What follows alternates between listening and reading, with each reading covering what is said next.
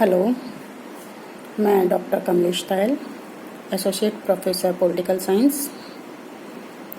आज हम BA part 3 के फर्स्ट पेपर प्रमुख पश्चिमी राजनैतिक विचारक और एमए प्रीवियस का भी फर्स्ट पेपर पाश्चात्य राजनैतिक चिंतन का इतिहास का फर्स्ट टॉपिक प्लेटो के बारे में चर्चा करेंगे। प्लेटो पाश्चात्य जगत का प्रथम राजनीतिक विचारक है। प्लेटो का ये कहना शाश्वत सत्य था कि राज्य मानस का ही प्रतिरूप होता है। जिस तरह से एक अच्छे मनुष्य में सत्य, रज, तम तीनों गुणों का मेल होना चाहिए, ठीक उसी प्रकार से एक आदर्श राज्य में भी सत्य, रज, तम तीनों गुणों का मेल और सतोगुण की अन्य गुणों पर प्रधानता होनी आवश्यक है।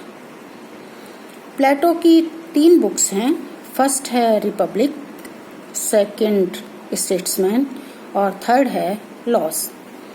इनमें से प्लेटो की फर्स्ट रिपब्लिक सबसे ज़्यादा इम्पोर्टेंट है। पहले हम रिपब्लिक पर ही चर्चा करेंगे। रिपब्लिक के 5 पार्ट हैं। फर्स्ट पार्ट है आध्यात्मिक पार्ट। इसमें प्लेटो ने अच्छा, भला, नेक जैसे शब्दों का प्रयोग किया है, उनकी व्याख्या की है, परिभाषा भी दी है। सेकंड नैतिक पार्ट है।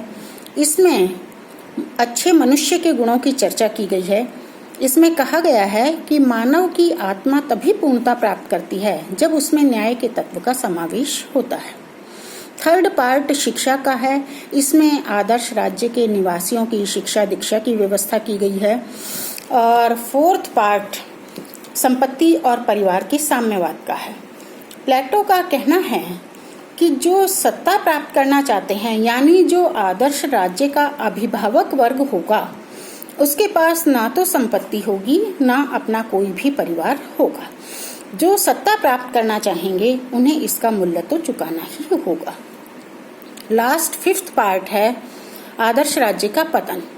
इसमें प्लेटो ने आदर्श राज्य के गुणों की चर्चा करते हुए बताया है कि यदि आदर्श राज्य के लिए आवश्यक सभी तत्वों पर, उनकी उपस्थिति पर ध्यान नहीं दिया गया, तो आदर्श राज्य का उसी प्रकार से पतन निश्चित है जिस प्रकार से इतिहास में अनेक राज्यों का निर्माण हुआ और उनका पतन हो गया। तो रिपब्लिक का सबसे पहला सिद्धांत प्लेटो का न्याय सिद्धांत है। अब हम उसकी चर्चा करेंगे। न्याय सिद्धांत रिपब्लिक का इतना महत्वपूर्ण सिद्धांत है कि रिपब्लिक का उपशीर्षक कंसर्निंग जस्टिस रखा गया है। तो रिपब्लिक यानी गणराज्य या कंसर्निंग जस्टिस यानी न्याय से संबंधित। इससे ऐसा लगता है कि रिपब्लिक केवल राजनीति पर या विधि शास्त्र पर लिखी हुई पुस्तक है, परंतु वास्तव में ऐसा नहीं है।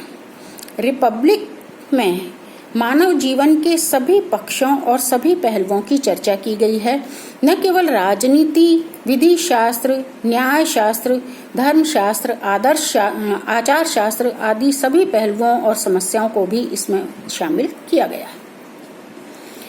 तो प्लेटो के न्याय सिद्धांत में प्लेटो का उद्देश्य सबसे पहले न्याय की प्रकृति और उसके अधिवास की खोज करना है। प्लेटो ने अपने न्याय सिद्धांत का प्रतिपादन करने से पहले उसके समय में जो न्याय की 3 धारणाएं प्रचलित थी, उनका खंडन किया।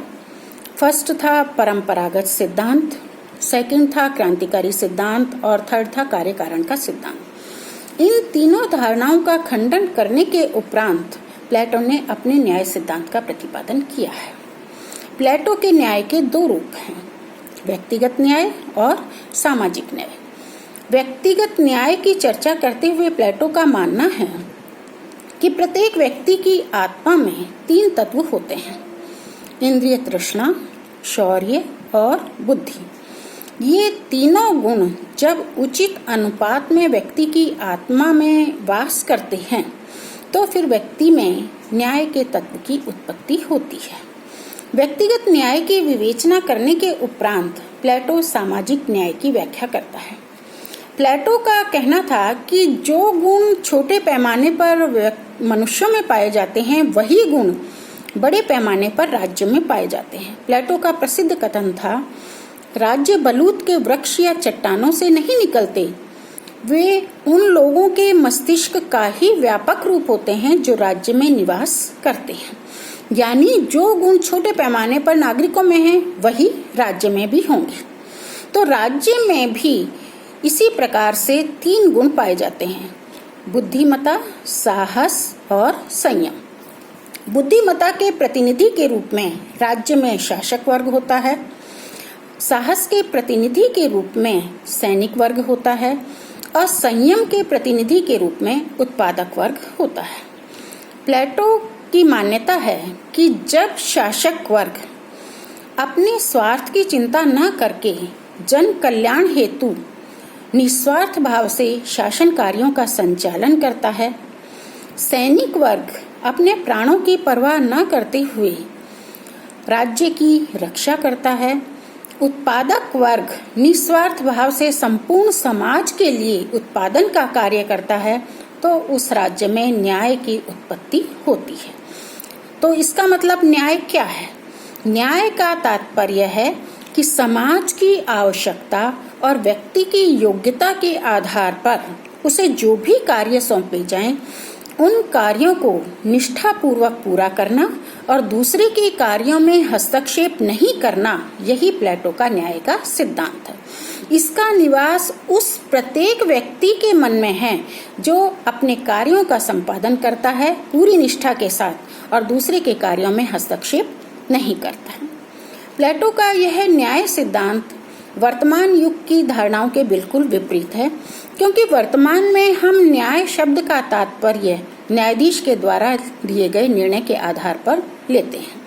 लेकिन प्लेटो का यह न्याय सिद्धांत किसी कानूनी धारणा पर आधारित नहीं है, नैतिक धारणा पर आधारित है। वर्तमान समय में ये न्याय सिद्धांत अधिक महत्वपूर्ण नहीं माना जा सकता, क्योंकि ये एक नैतिक सिद्धांत है। लेकिन जिस समय प्लेटो ने इसका प्रतिपादन किया था, जिस समय समाज अमीर गरीब उच्च निम्न में बटा हुआ था, जिसकी लाठी उसकी भैंस का सिद्धांत प्रचलित था, उन परिस्थितियों में न्याय और नैतिकता को प्रतिष्ठित करने में प्लेटो के इस न्याय सिद्धांत ने बहुत महत्वपूर्ण भूमिका अदा की थी। धन्यवाद।